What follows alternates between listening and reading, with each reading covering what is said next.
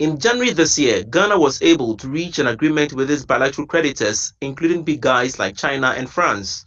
However, the terms of the agreed debt treatment were expected to be formalized in a memorandum of understanding between Ghana and official creditors, which will then be implemented through bilateral agreements with each member of the official creditor committee, and that is what the IMF is currently demanding. Without this MOU, it will be very difficult for Ghana to unlock the $360 million initially scheduled to hit the Bank of Ghana's account by May 1 this year. Here is IMF's mission chief, Stefan Rode, addressing the media after a successful review program. We have been engaging very closely with the authorities on program implementation, and I'm very pleased to announce this morning that we have reached a staff-level agreement on the second review of the program.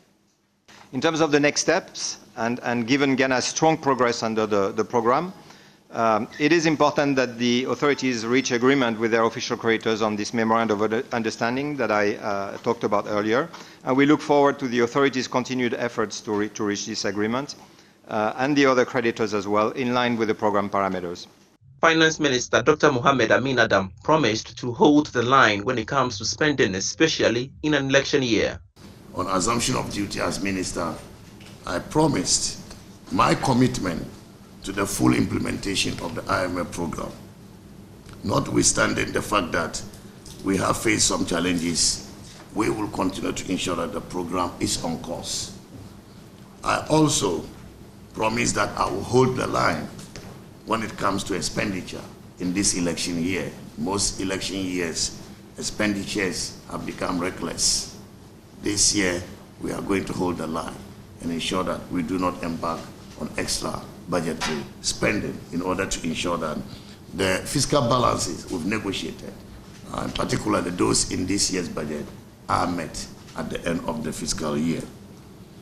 Ladies and gentlemen, our success at reaching a staff-level agreement demonstrates more than enough this commitment that I continue to express to the people of Ghana. On his part, Governor of the Bank of Ghana, Dr. Ernest Addison, says he expects the disinflation process to continue in the second half of this year. During the first quarter of this year, this progress has continued, although we have witnessed some slowdown in the pace of disinflation, primarily due to a variety of factors, including adverse base drift effects. The expectation, however, is for the disinflation process to resume in the second quarter of 2024 and beyond, driven by continued maintenance of a tight monetary policy stance.